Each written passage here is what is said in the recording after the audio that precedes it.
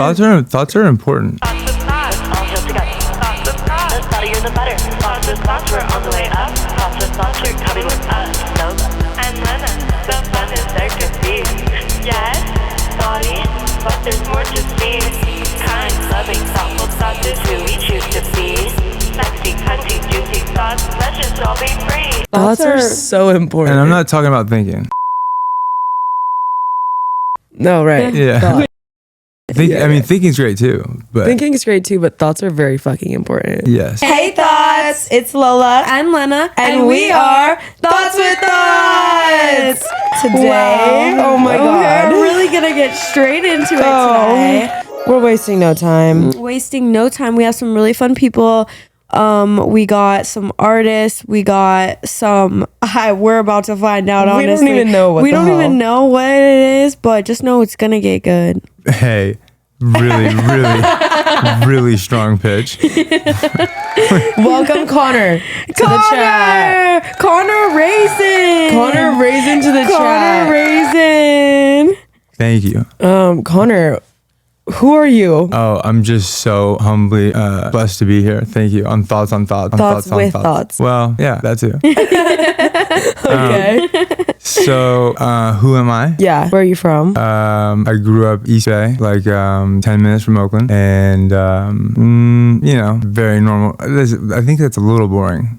Oh, really? Yeah. Well, I mean, just rap first so that they know who you are. yeah. Break it down. Well, I'll just say the reason I'm here. How about that? Yes. Yeah, so I think I'm here because I spent my 20s building businesses and making money and like hyper focused on building net worth. And during that time, I was sober for 10 years. And so I spent my teenage years like Locked in. yeah, I was like a real hood rat, like just a nightmare. Oh, Me okay. too. Not locked in. No, locked. They locked up. Locked. Yeah. Locked in cages. Yeah. So, and yeah, I'm super blessed with all that stuff because it always seemed to happen like right at the right time. I would like, sober up and the problems would go away. Nice. And yeah, we started a business that just right place, right time. Sold a ton of vape, e-juice, vape liquid. You started a vape company. Yes. We sold like liquid that went in the big, like, Did it was it taste like raisins? Vape juice. No. I want to know what the raisin lore. Okay, wait. So, are you related to the owners of Raisins? Are you like raisin nepo baby? Are you a Raisin nepo baby? the founder of Raisins. Yeah. I think they just kind of started growing. Okay, but like the ones that sold and mass produced yeah. raisins. Like your last name is Raisin. I would Do imagine. you have any affiliation with like raisins or your family? Well, that's my name. But your family didn't create raisins. Nah, the earth did. Okay. Oh my god. but like that little woman. sun made The little raisins. red Yeah, rocks. no, we have no affiliation with any brands of raisin products. Oh, okay. Yeah. I just got lucky with a very unique name. Like a fun last name. Yeah, which growing up was the worst because, kids are like, that's weird. Raisin brand, Raisin brand. That shit was good. I love that. I love raisins in my salad. I like raisins. Yeah. We love Cranberries. raisins in our salads. But Cranberries and raisins are different fruit. I got made fun of for my last name too. It's still like cranberries that are dried. Same concept. Yeah, it's a similar concept. That's a cool plug. You like that? Mm-hmm. Not the owners of Raisins. I was like, oh my god, if you're an heir to, Yeah, the heir to all of the raisins. to all the raisins.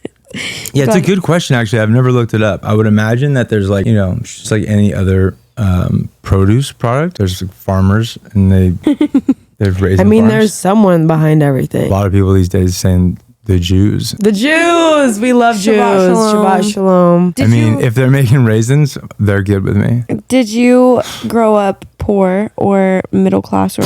It's a good question. The way he laughed, I'm like, I don't think poor. Well, I didn't mean to laugh like that. I just thought it's a funny way to ask that question. Yeah, funny question. I grew up in a middle to upper class area, And it was really hard to keep. I couldn't get a handle on what my parents had or were doing, and I don't really believe most of what they say. So it didn't seem like we were ever doing super well. But it's all relative. Like, we lived in a very nice place. Like, it wasn't a mansion or anything, but It's a nice place in California. yeah. Lafayette, the city of Lafayette, California. Ooh. It's like Bougie. our house was like 10 minutes from St. Mary's College. Oh, okay. And you and your friends didn't mean for the business to grow as much as it did? Oh no, I think Brandon, the CEO, I think he knew pretty early. He actually, I remember distinctly, like 2 weeks in, he called me into his office and he said, "I'm going to sell this company for $100 million." Oh. Wow. And I was like, well, we've sold about 11 grand. So, I mean, yeah, everything he had said came true so far. So, Nice. fuck it. Well, you And- want to know about a cool company that sold for a lot? Poppy. Poppy. Sold to Pepsi for $2 billion. $2 billion. Yeah, A is this- badass girl. Have you had Poppy? Yeah, it's a great product. Okay, well, we're going to drink some right Do you now. want to try I would love one. right now? Are, you, Okay, are you guys sponsored? Yeah. Well, not working yet. on it. We're Where working this on is- it. This is, yeah. Yeah. Do you want Coke or it's like a No, I want that grape. Grape? I want that purple stuff. I knew he was going to want the grape, that perp. I want that purple stuff. And yeah, and he did. We sold the company for $100 million. period? And what was like It was your, a- it what was did a you hun- get from that? It was $100 million valuation. No way. $100 So- million? And Really we good. we ended up selling 30% to a private equity group. And the whole thing was like, it was a circus because British American Tobacco came in first and offered $100 million. But they went around and did that to everybody. And they were just doing like market research, just trying to get as much info as they could. And they basically got sued because they went in and offered term sheets to everybody and then never bought anything. And so when they dropped out of ours, him and I had a big beef about it because I had told one of my close friends, and then that, that person told a person, told a person, told a person. And then like people were calling him. He was mad at me.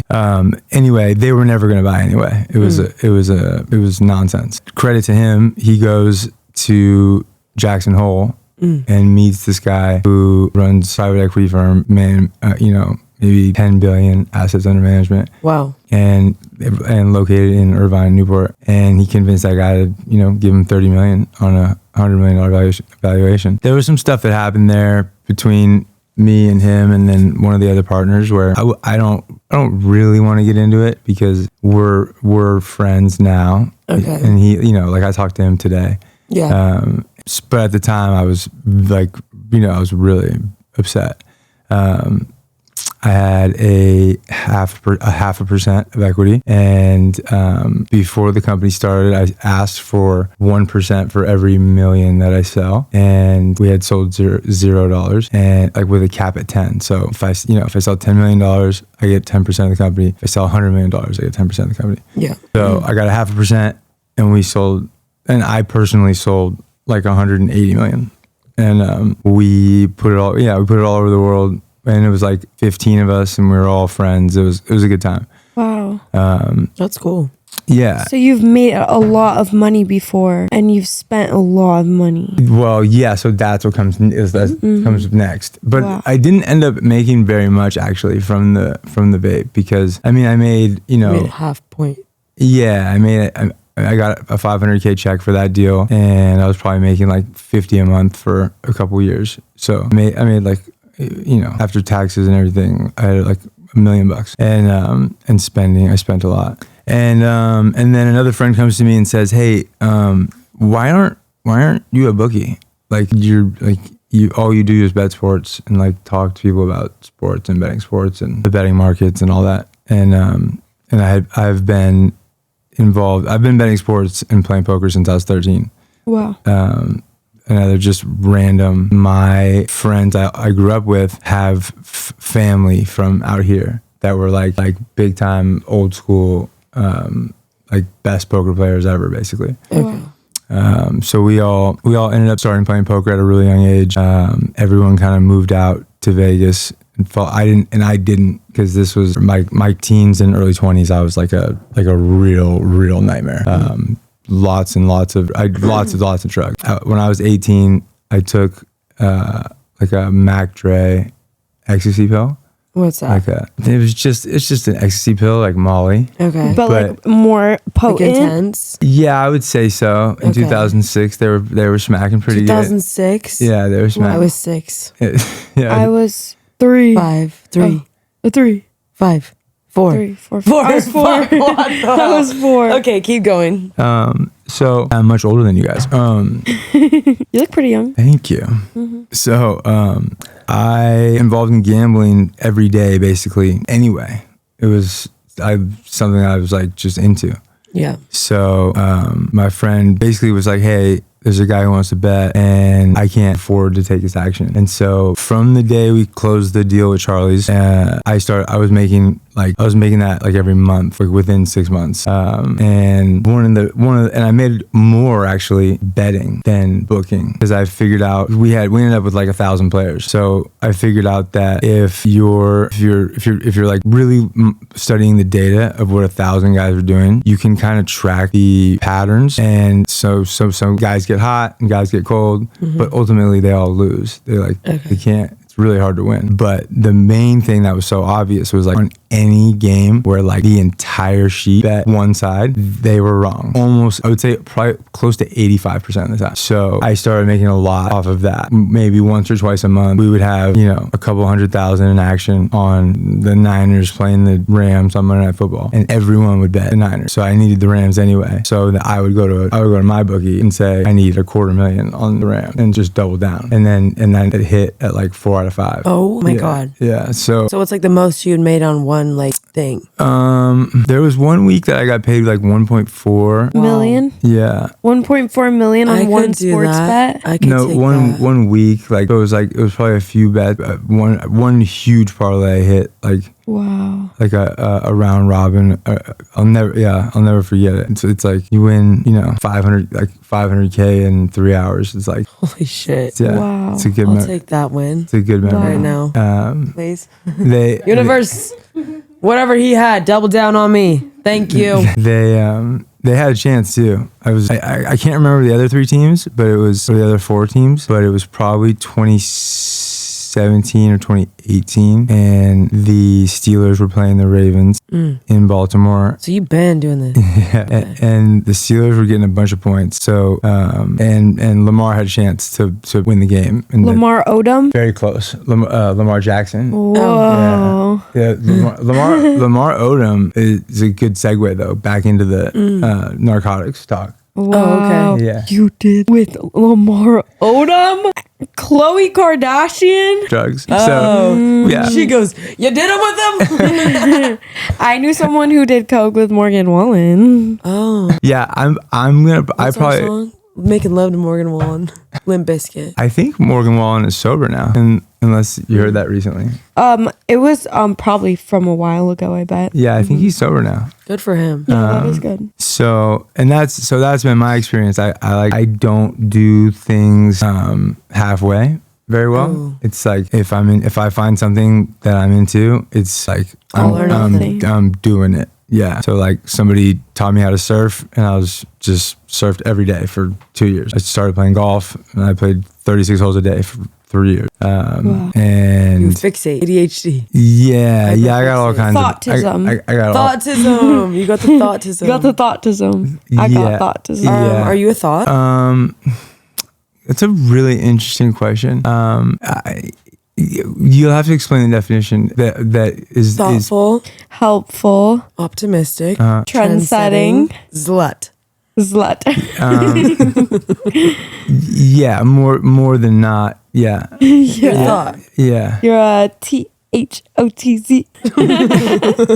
Actually, I came up with sluts yesterday. Sluts. Yeah. You did. Yeah, I think that you did. actually did happen. Wait, so are you like kind of like a hoe though? No, that would be the one that. Well, When you were making a lot No. of money, Well, when you were making so much money, were Like- you like very like let me taking care of just- girls to yeah. come hang out and like partying with baddies and I have I'm pretty strict about not paying for it, because it's like a very, very like weird ego accomplishment to convince a stripper, especially. To do it for free. Yeah. That is such a real fucking thing. That is real. It's so real. That is real. And I hate it. Yeah, I hate that so bad. I hate that. Yeah. Well, And it's like, don't even. I'm not gonna sell Don't my think kitty up about like it. that. But it's like Don't think about it as a transfer spending like that. for Yeah, that. no. Think about it as I'm taking care of this girl so that she can be happy. well, here's the thing. I got it. Everyone she pays. don't. Everyone pays for it in one way or another. Totally. Dates, Pussy costs money. flowers. Period. Yeah. So there's something like straightforward and refreshing about like, making it super transactional, but I don't like it. Like I it's just not the way that I like to do it. So it's also like a game. It becomes like a game, Do you still go on private jets often? Well, no, because I'm broke. Now, broke. Yeah. how did you lose What's your plan to get $1 rich million? It was more like $5.5 million. We sold the company. I built up the businesses. Things went really, really well for a while. Okay. And then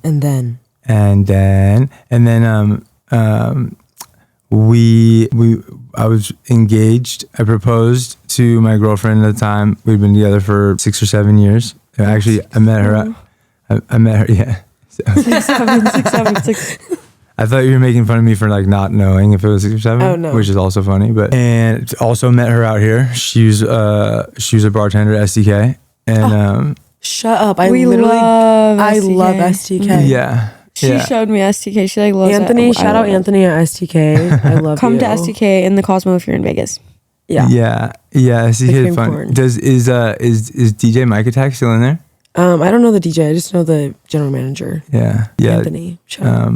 Mike Attack's the man. Oh, okay. Yeah, he's a good DJ. Shit. What time is it? Are we going to STK after I this? think we maybe. Yeah. Wait, let's sounds go. good. Yeah. You want to go to STK? I love STK. Wait, are you broke enough to at least buy us dinner? Am I broke enough to at least buy you guys dinner? At Please? STK. Yeah. I could pitch in a little. Yay! Okay. So But continue because Continue. it's getting the So it's tea's getting kind juicy. of It's getting piping up juicy right now. Go. I'm So on the you were edge of at my STK. You were dating a girl that was a bartender at STK. You engaged. Yes. Right. And then. yeah, so so I was sober for 10 years. In my early 20s, I was locked up a lot and mostly just from drug related stuff. Okay. But the main case was an armed robbery, but it was a lot sillier than it sounds. Oh, It was like I was on drugs and I was not really like very scary. The guy was not he was far from terrified of me. You know? Just weren't in the right mind. He said, buddy. Yeah. Hand on the forehead. Like, Yeah, like stop. he's like, And then the cops showed up like the cops could not have showed up any faster. Wow. I'm like, oh yeah, this is no good. so you put the guns down since. You had a gun in your hand. Yeah, I did. Yeah. Wow. And This guy. He's like, I wasn't scary. He's like, I'm gonna shoot somebody. well, I was like out of my mind. I was like 19. What were you on? Mostly oxys. Okay. Yeah, but Xanax, Coke, and like I was a very like emotional, like wild, angry young man. So like I was like a rage out. And so I think it was like one of those things where he thought it was like like this is whatever this is, it's not about me, like Okay. yeah. And so I got really lucky and got a great attorney and anyway, few more years of that where I'm like using drugs and like homeless basically. Living on girlfriends' couches, other friends from school's couches, moving in with the girl who was selling me. So Oakland was getting like all the perk 30s, like all of them in 2010, and like every single woman that lived in Oakland in 2010 had a script for perk 30s. And So the doc, it was just like a very shady doctor network probably. So I met this couple of girls, and one was named Mula, and she was a like the butch. She was the boyfriend. Mula. And then the other girl, maybe I won't say that. Shit, I dated a girl named Mula. She was not interested in me for sure. She's lesbian. Yes. Okay. Yeah, and I I think we should edit the name out. Okay. I probably won't say the name.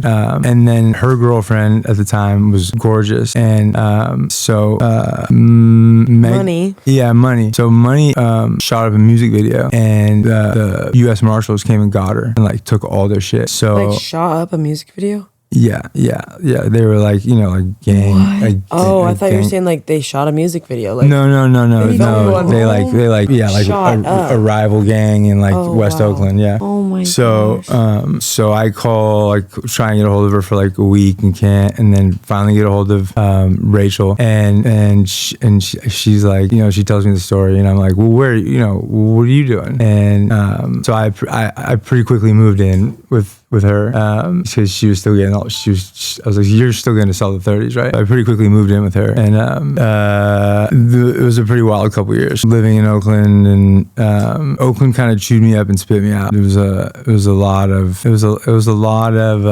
me acting like I was built for that, and just not really. Yeah. Like gang type stuff. No. They were not stupid enough to put me in that position. This guy, I don't think so. But Yeah. you were, but kind of trying to come off in that way or something. Well, yeah, just like just trying to be cool. Yeah. And I kind of look back on it like method acting, like it was like Method acting. yeah, because that's what happened in jail too. Because in San Francisco they don't separate the races like they do everywhere else. Oh. And so when I got to jail, I knew like 10 black guys from basketball growing up, and I didn't know any white guys, so I just was black in jail for 8 months. Like actually, like for real, like change my vocabulary, like full method acting. They adopted you. Oh, totally. Which is, jail sucks so bad. And not because of that. Like Yeah. that general. actually that part worked out okay. I think it would have been really bad if I ended up in prison, because don't do they'd have that. been like, aren't you the guy who was just pretending to be black for 8 months? Oh no. Oh my god. we got big problems. Can't be doing that. Oh no. So yeah, I heard it gets real bad in the men's prisons with race thing. yeah. I actually love to watch the prison shows. I like to watch them. I knew a guy who was in prison for a while, and he had to get swastikas tattooed on him in jail. Yeah. And he's white, and he had to stick with the white people, and it's for a safety reason. That's fucked. Yeah, you join your race gang and you're protected, but Dude, that's they so turn on each other too. Yeah. No, like peace and love, you guys. And the women's prison isn't literally, like let's that. just like hug it out and like just like braid each The other's hair. women's prison is a lot of fucking. Yeah, a that'd lot be of- me. Yeah, If I was in women's prison, just being there, just slurping they'd pussies. eat me Dude. up. They'd be eating me up. We've talked about this. Just like laid Like out. honestly, I'd get ran through. Yeah. I'd be braiding I'd be everyone's eating it up. hair. Yeah, Everyone be eating my coochie. Cell like- C7, legs open. Let's not envision it too hard because we don't want to manifest that. Okay, yeah. No, Good call. No. Good call. Yeah. Let's keep you out of prison. No. Yeah, fuck no. Yeah. We don't need you to be No, like. no. She's like, picture this. Ears wide, Anyway, legs okay. open. So wait, Okay. where did we go from there? So you were. So I had to get sober. So Okay. So all those problems. And when was this? 2012? Okay. Yeah. So I moved to Newport Beach. Okay. Totally. After you got out. Totally randomly. No. Yeah. So I moved to Newport. I called a friend in Sacramento who I knew had gotten sober, and I said, "What do I do?" And he said, "Call this number." And so I called a kid who went to high school with another kid I know in Sacramento, and moved to Newport. And I lived in like an indigent sober living home for like 3 months. So like 16 of us in like a like twice the size of this room. Okay. And then just started making friends, and a bunch of guys in the early 20s were like, it was doing AA, like going to AA meetings and Doing shit for themselves. yeah, and like everyone was a like drug addict. So, and I was talking about this earlier with someone, but like AA has a pretty impressive model for like if you do those steps, you just kind of it's impossible not to become a better person. Okay. And when you've been doing drugs your whole childhood, it's pretty hard to be a good person. Like you're stealing, you're fucking.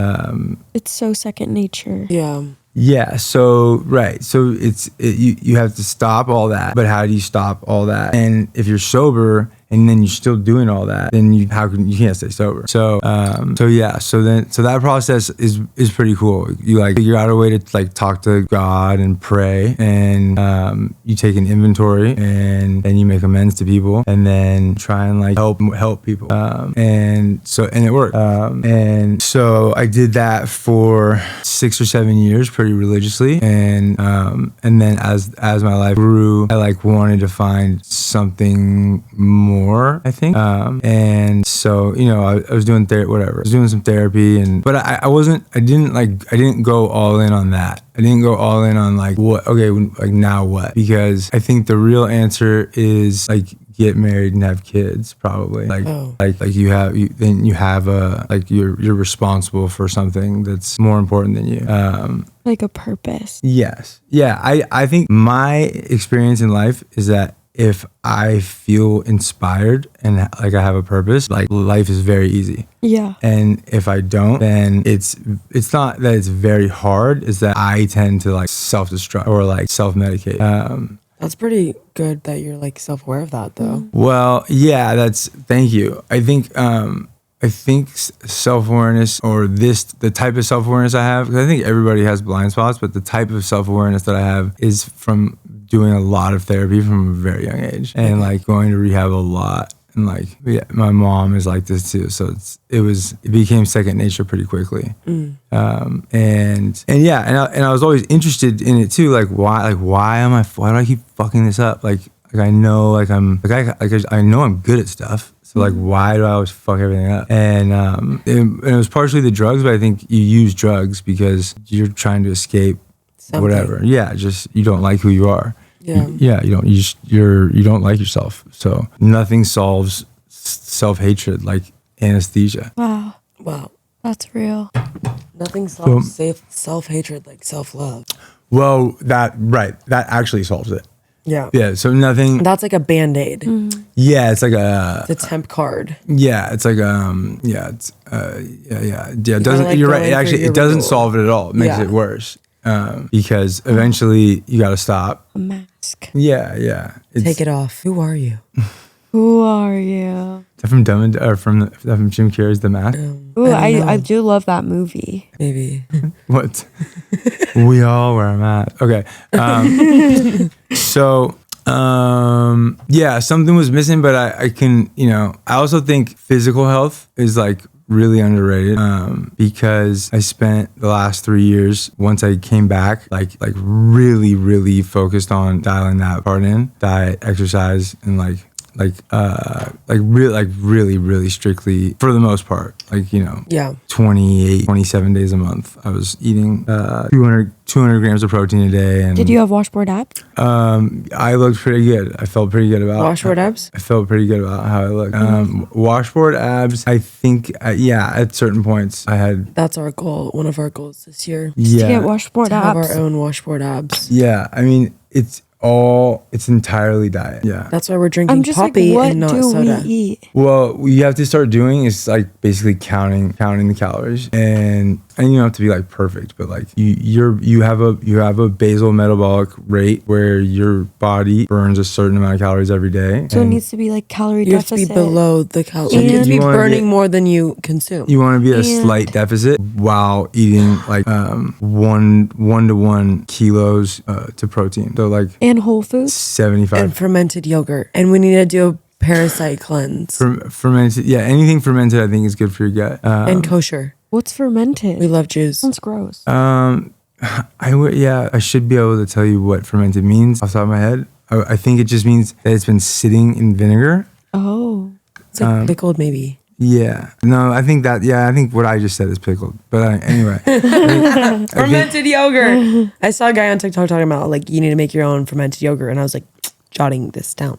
Yeah, I eat a lot of sauerkraut. We eat a lot of cottage cheese. A lot. We went through 6 pounds in a week. We went through 6 pounds. We each ate 3 pounds in a week. Yeah, cottage cheese is a bit high in calories. Like No. No. Oh yeah, you just saying you're like that was a hopeful. That was a hopeful. The no. low fat. That was a hopeful. No. Be for real. Yeah, I mean, 6 pounds. I think like it's definitely good to eat. It's not. Yeah. High protein, the fuck. Yeah. So, I don't know.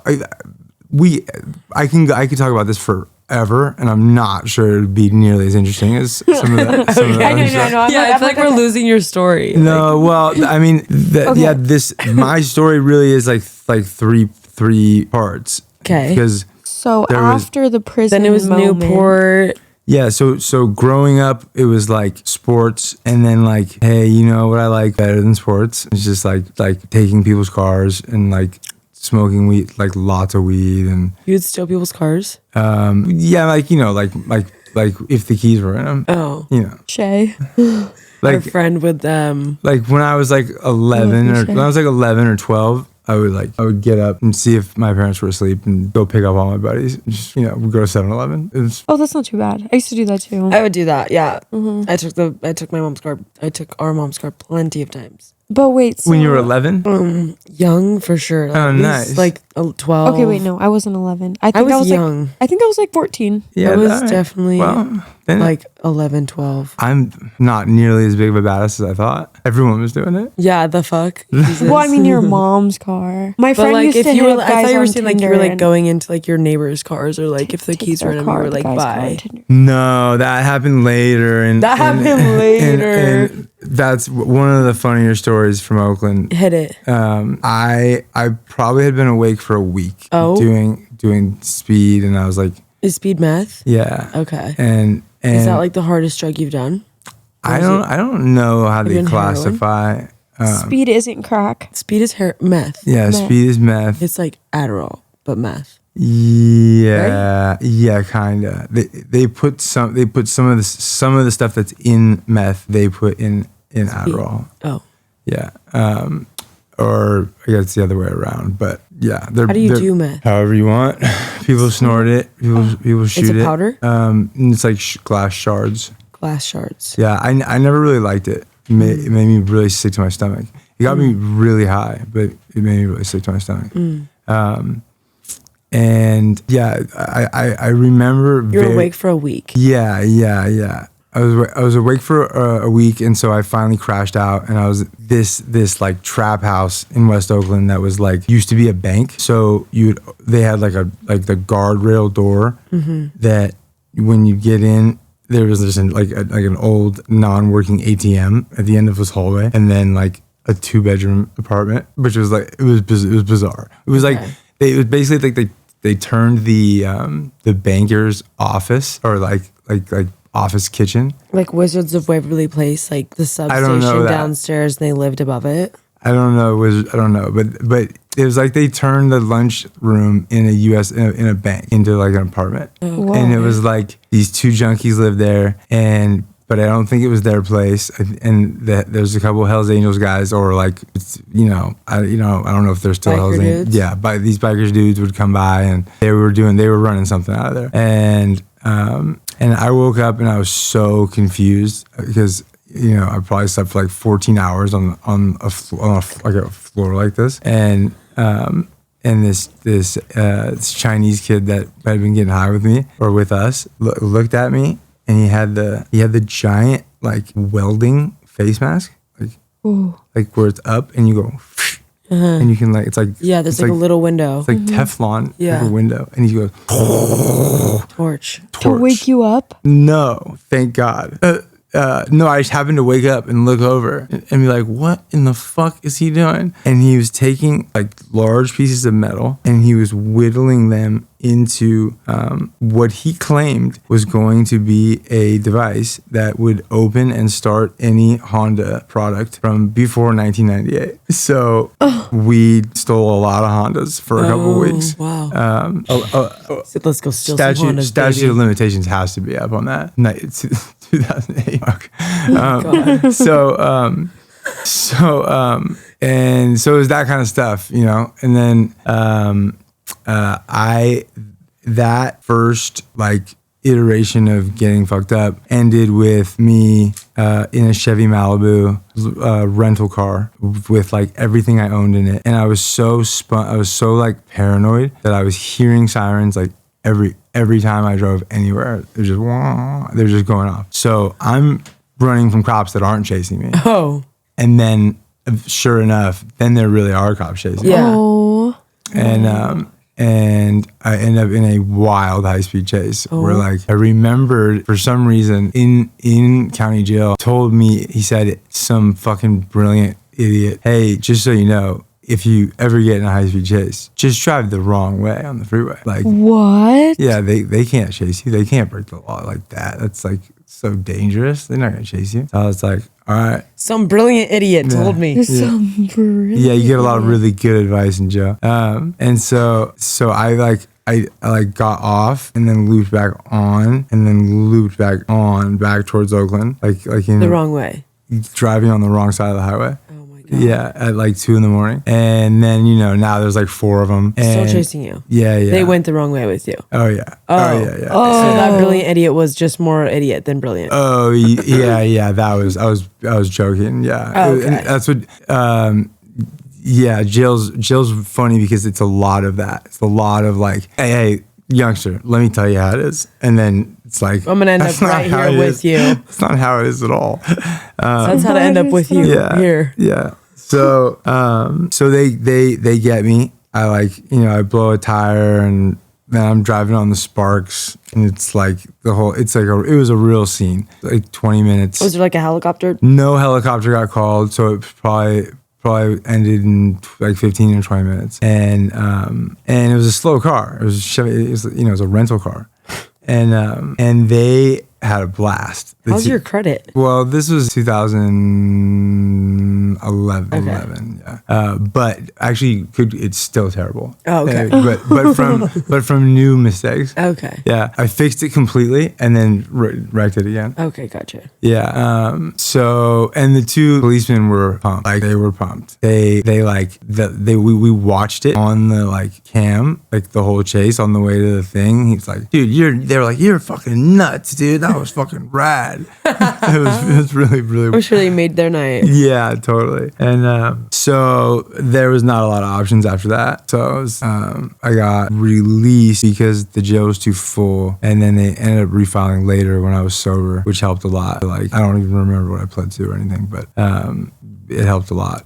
By the time they filed the case, I had been sober for 2 years. So I was just driving home my place in Newport and got pulled over, and then like they were trying to extradite me to San Francisco or to extradite you. Yeah, so they would take me to jail in Orange County, which they did, and then I bailed out, so they couldn't get me up there. They send you a court date or whatever. Okay. And so and that one I think that one the judge was basically like I think a bunch of Alcoholics Anonymous guys wrote letters for me, and the judge was like, "Hey, we're not like we're good with this. Like he's he's like he paid what like okay you got off. Yeah I think so. I think I got off like scot-free basically for like a 20-minute high-speed chase. Oh wow.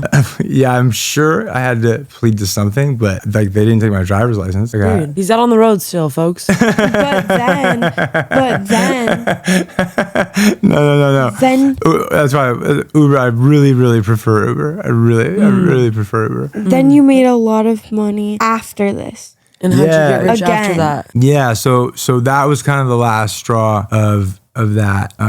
What was behavior? Sort of. Yeah, I ended up on my friend's couch for like 8 months. taking Suboxone. Which is what you get off of opiates. Right, but it's still super addictive. Yeah. So Like, And it's like the stuff that's with a crush. K, or no, you're thinking of methadone, maybe? you can get it at most smoke shops. It helps stop like Kratom. kratom. Yeah. So, Steve Will Do It was just talking about how he was hooked on kratom. oh yeah, a lot of people are getting hooked on kratom. That's so that's where that. And he was saying the withdrawals are gnarly. Yeah, so that's where that whole business has gone. So all those vape businesses, like most of them were founded in Newport because like guys that had gotten sober together started those businesses, and all of those companies now that are still involved, they sell a lot of those types of products. Yeah, and like that feel free, whatever little blue bottle. A lot of people were getting addicted to that too. Yeah, and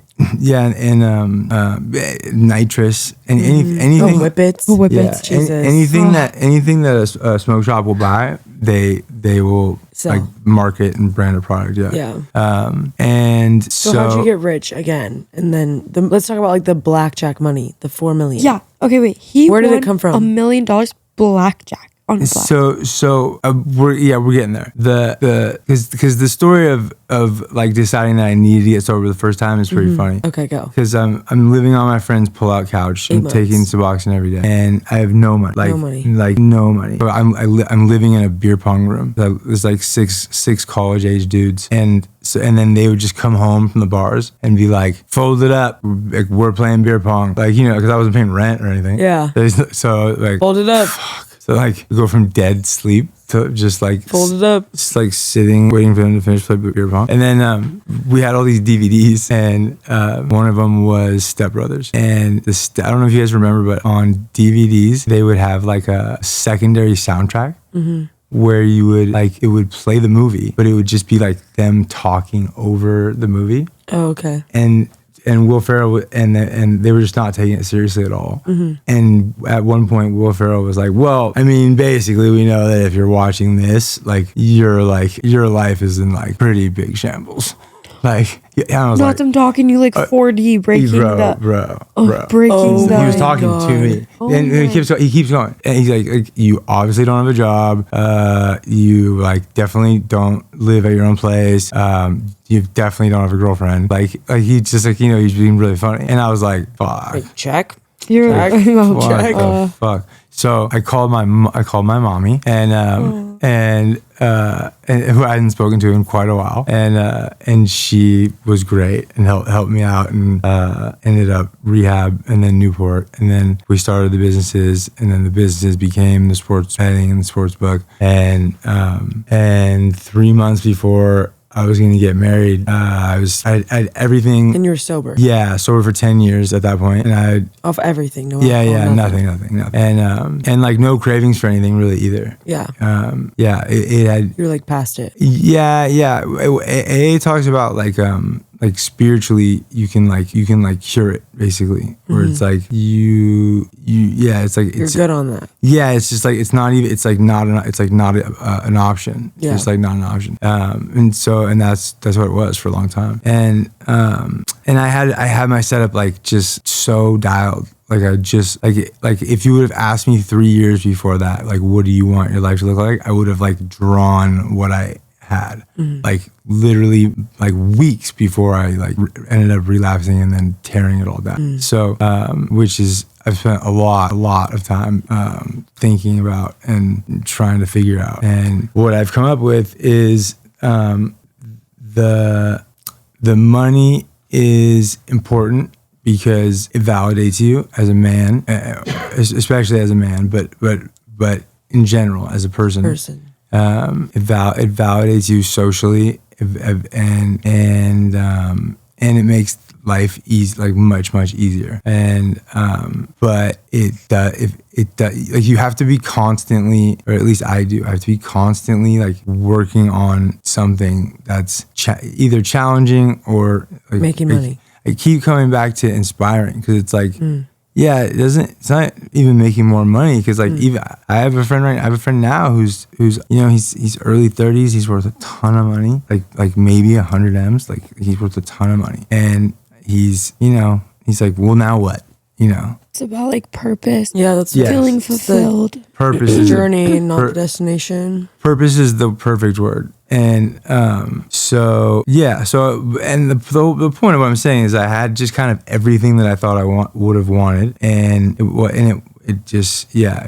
Everything is nothing. Yeah, I like saying stuff like that too, but like nothing really matters and like all that, but it does. I think it does. I think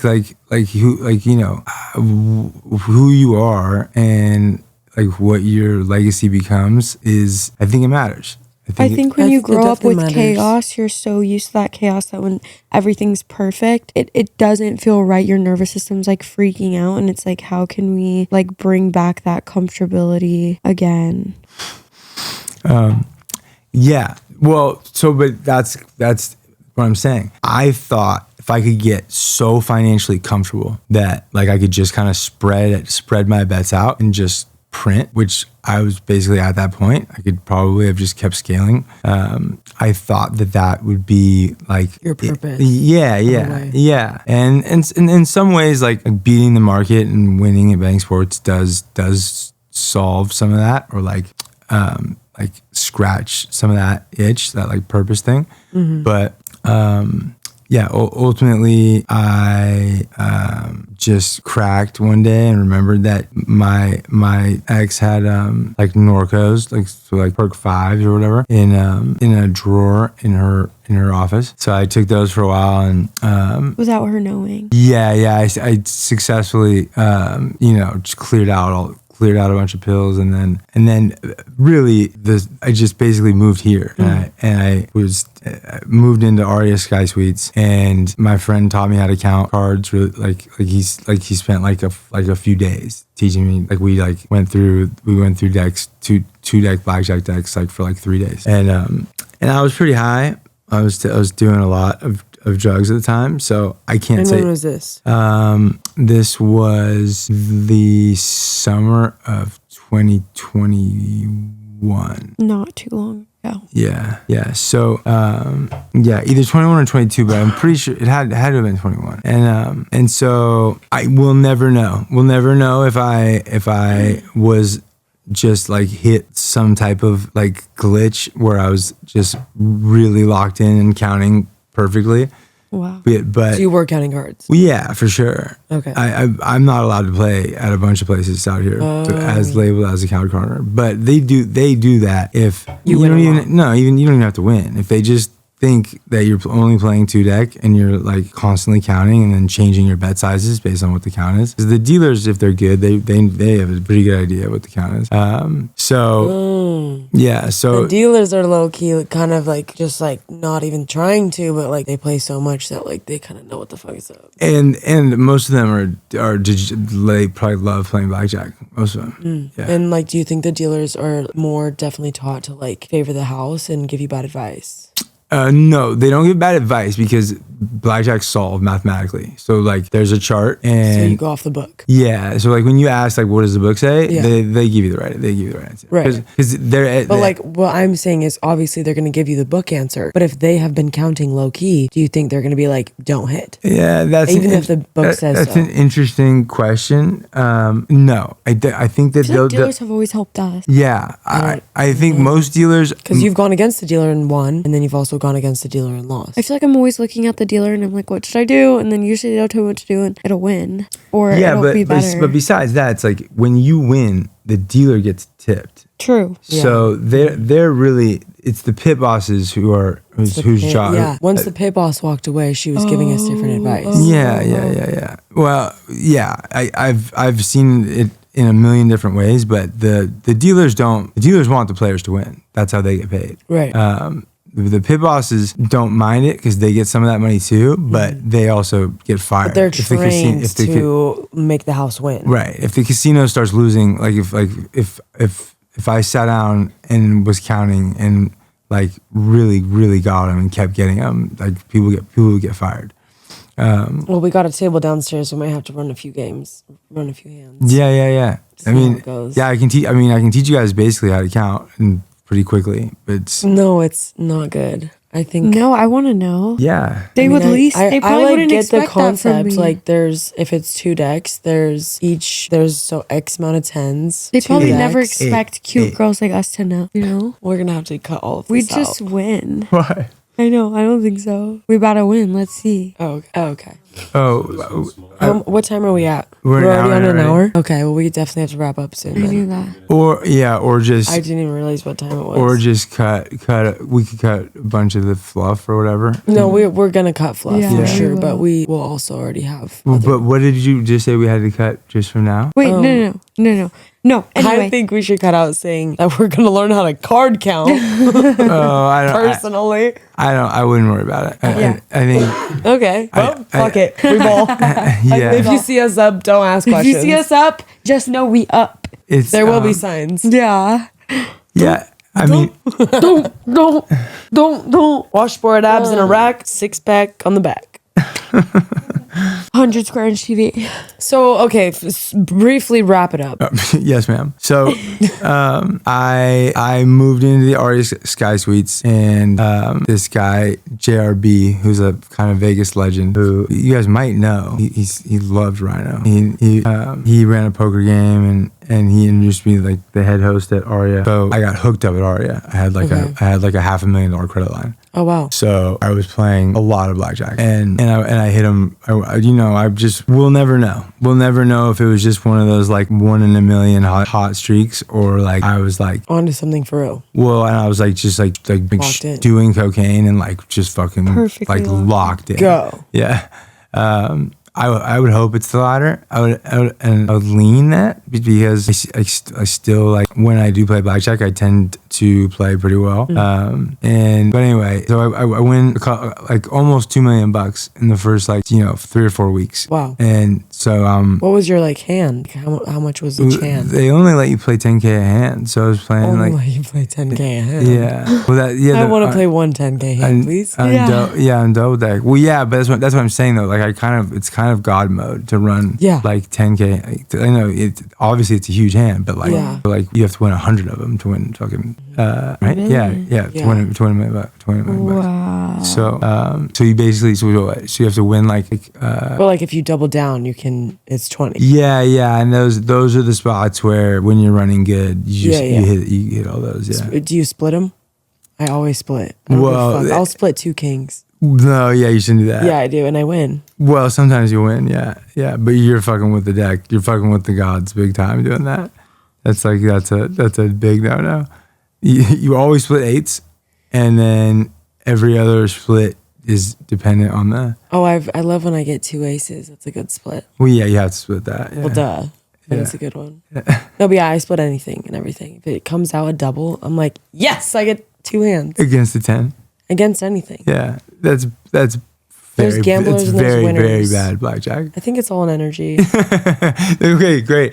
We could probably we'll do energy to wrap up because I don't think it's all energy, but I think that energy is so powerful around gambling and around everything in life really, but specifically in gambling and in blackjack because it's happening so fast.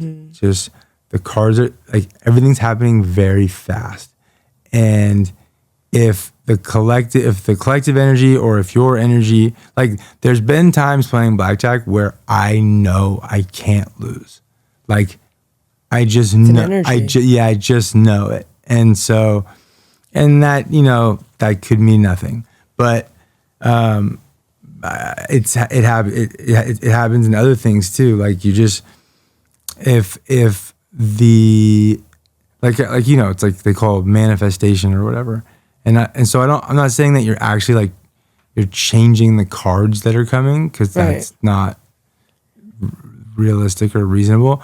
But what I think what happens is when you're in that zone, you're channeling a level of decision making that's just so much better than your normal decision making. That like intuitively hitting rather than that it like seems that's what I like always tell her, go with your gut. That's where that it seems like it's like unbelievable what's happening that's kind of my take. Yeah. So if someone wants to get into gambling, what do you have to say to them? Well, I mean, I'd probably say like if you are rich or like pretty well off and you want to do it as a hobby and like have a sweat on a game, then like yeah, that's probably fine. If you think that you're gonna win money, like it's the juice is just too expensive. You can't. It's pretty hard to beat. Yeah, I feel like when I go into the casino, I have the mindset that I'm okay to lose this money. I kind of look at it as more of like an arcade. Like I love these games. I love playing craps. I love playing blackjack. I would literally rather I think go play blackjack than air hockey and pay to play air hockey. I'm like paying to play this game, but instead of the potential me winning a stuffy, I could potentially win money. Yeah, I think that's. I see it. I It's all think. game. I think that's a good. I honestly think that's a good approach. Like I'm up. as a gambler, you iterate with strategy constantly. So you'll try. Okay, I'm gonna sit at the table with this amount of money, and if I lose it, then I'll stop.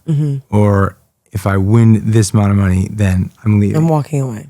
And And that's how I feel like you win. You got to know how to walk away. I mean, yeah, the longer you play, unless you're counting perfectly, the worse it gets. Just the math never loses. Like you can't. There's no. Do you like craps? There's no overcoming of you're a 49% underdog. So there's eventually the math will catch up. I don't love any other game. Roulette's pretty fun, and but no, I don't love craps. I'm sure I would if I like. I love craps. Yeah, if like Phil Ivey taught me how to play, I'm sure. I'm sure I'd love craps. But yeah. So and then. But you literally locked in and just won like $1 million. Yeah, And then but you spent it all on PJs and drugs and yeah, and I was in this mode where like I was doing drug. I was doing a lot of drugs every day. So I was taking Xanax. I was doing cocaine. I was doing Oxycontin. I was drinking, and I was like trying to have a community around me at all times, like people around. So that's easy when you're up like that. So but it's also really expensive. It's like, I'm taking 8 people to Turks and Caicos. It's like, Oh, where were we? yeah. So it's like, Oh my gosh. so it's like, yeah, you think you just won $1 million, and then you just spent $300,000 in 4 days. You know what I mean? You rented a yacht, whatever. So where are you gonna go from here today and up? Yeah. So what's interesting is the last. So eventually I ended up having to get sober again, obviously, and the last 3 years I spent just getting healthy and betting sports, and I was doing okay, and it was a lot of like. There was no, I couldn't find a way to scale it as a business. So I like literally started getting down on my knees and praying in the mornings, like please, like find me something that will like give me purpose, and I would be like, I really want to be rich again, like just like, like, can we figure this out? And Real. and Real. And so what's so interesting about that is I did that for like a month, and then I relapsed, and then came to Vegas in December, and then during this trip where I've been on drugs every day, I totally luck boxed into meeting some of these really talented cool people that have helped me get started on a project that I at least we'll see how it goes. But I'm going to start streaming on Kick, and it'll be like some of this addiction stuff at first, because it's just kind Gotta of get sober. yeah, and like it's been such a huge part of my life. Yeah. That I think it would help people get to know me. Yeah. And I think there's an interesting opportunity in streaming and in that world to like build a community where like, yeah, you're monetizing it. And so it's not like, doing, it's not philanthropic work, but it's a community of like-minded people. So I think I'll start with the sobriety stuff and the addiction stuff, and then I guess ironically then launch into sports betting. And you got the experience. Yeah, and Might as well put it towards something that can be beneficial. And well, yeah, I think it's like there's most of the mainstream media that gets paid to talk about sports betting that really doesn't know what they're talking about. And you do. Yeah, for the most part, yeah. And I think that there's content to be made around sports betting that hasn't been done yet. Oh yeah. So Well, we'll leave your links and descriptions for all of your Send it accounts, to so they us can so go we can watch put it your in. stream and such. I'm proud of you. Good for you. Get sober. yeah, Be a good that's boy. that's What- I leave in a few hours. Where are you going? To my friend's ranch in Simpsonville, Kentucky. Good for you. To rehab. To like sweat it out in his Yeah. in his like guest room. Yeah. Good for you. What a good friend. Yeah, good for you. He's the best. He's Yeah. the best. Yeah, Yeah, glad you're choosing you. and his wife and I are close, and they have 4 kids. Oh, And nice. I'm cool. I've known all of them their whole life. So, that's good. It's like family. Uncle Connor's coming to sweat it out in the in the guest room. Well, good for Uncle Connor. Yeah. Yeah, thanks, guys. I think, it's a really embarrassing and weird problem to have, and so Because you're really funny and cool and really nice. thank you. And Guys, we just made a banger last night. Yeah. yeah, I think that's I don't know. Talking about it here, it's gonna be hard.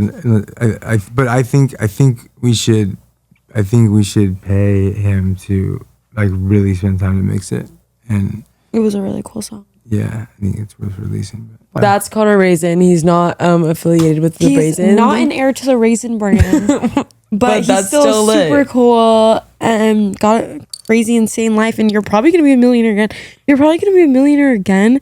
And then we are gonna be going to Turks and Caicos Yeah. on a PJ. you guys want to come? Caviar Yes. bumps only. The only bumps we're Yeah. doing is caviar bumps. The only ones we're doing is caviar. I'm really bummed we didn't get to talk about Rhino. Rhino Schmino. Rhino Schmino, we're there all the time. Yeah. Come to Rhino. Come to Rhino. Come see us. Yeah. What, you love Rhino? Well, like, what's not to love? Okay. Wait, so we're going to STK? It closed at 11? No. What's open late? Okay. Love you, Thoughts. Love you. Love you, Thoughts. Thoughts with Thoughts, new episode Sorry. You count. Thoughts with Thoughts, new episode every Thursday, bitch.